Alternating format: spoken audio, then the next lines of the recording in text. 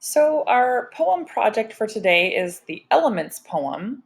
And for this one, we are going to be writing kind of a freestyle poem. In this one, it's less structured than the other poems that you've done in this unit, like the Cinquain and the Haiku that had specific lines and syllables.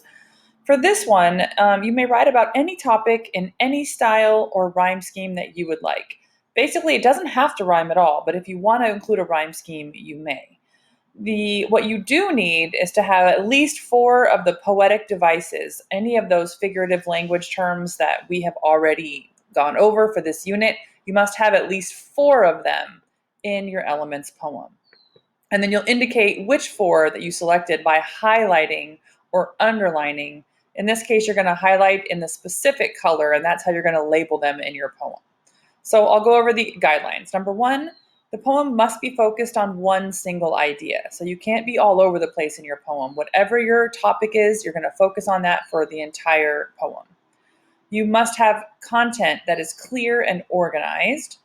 And guideline number three, you must have at least 14 lines. So you'll notice down here, I've got 14 lines for you. If you want to continue and you want more than 14 lines, you would simply, from here, you can click tab and it will create more lines for you, as many as you want, but you have to have at least 14. So that's the number that I have here in the actual document for you.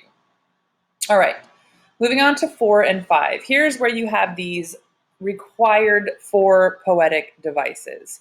So your Elements poem must include any 2 of these. I've given you a choice of 4. You must choose only 2 of them.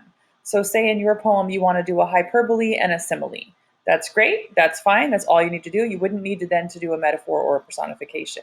So somewhere in your poem, if you include hyperbole, it must be highlighted in yellow. So you're telling me, Mrs. Higgins, I know that this is hyperbole because I've highlighted it in yellow.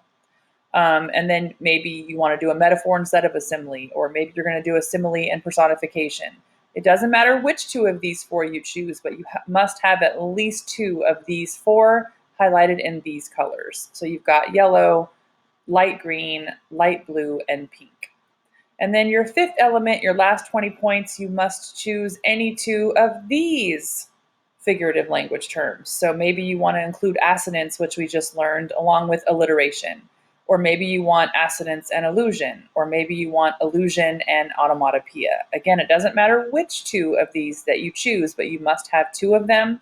And then again, if you chose assonance, then it would be highlighted in red in your poem so that you're telling me, Mrs. Higgins, this is my example of assonance, and I know it's assonance because I've highlighted it in red.